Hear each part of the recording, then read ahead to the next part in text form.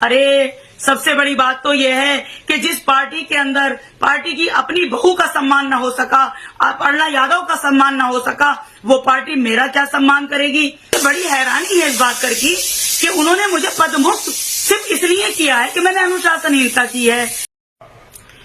अभी अभी social media के माध्यम से मुझे पता चला कि मेरे पास एक लेटर आया है जिसमें लिखा है कि पार्टी आपको आपकी अनुशासनहीनता को देखते हुए पद मुक्त करती है। यानी कि पार्टी ने मुझे मेरी अनुशासनहीनता के लिए पद मुक्त किया है।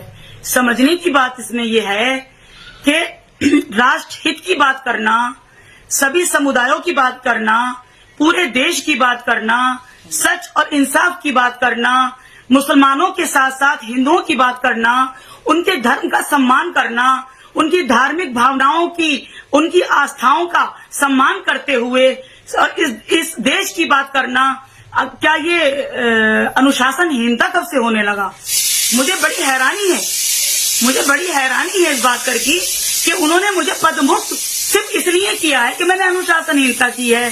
तो ऐसी अनुशासनहीनता तो मैं बार बार करना चाहूंगी।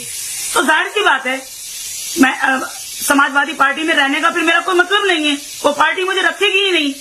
आज पद से निकाला है, कल मुझे पार्टी से निकालेगी। तो ऐसी पार्टी में तो मैं खुद नहीं रहना चाहती, जहां मैं सच नहीं बोल सकती, जहां मैं अपने हिंदू भाइयों की बात नहीं कर सकती, जहां मैं इस देश की बात नहीं कर सकती, जहां मैं राष्ट्रहित की बात नहीं कर सकती। पहले मैंने जो भी कुछ इस पार्टी में रहते हुए तुष्टीकरण की राजनीति की, सिर्फ एक तरफा एक वर्ग विशेष की राजनीति की।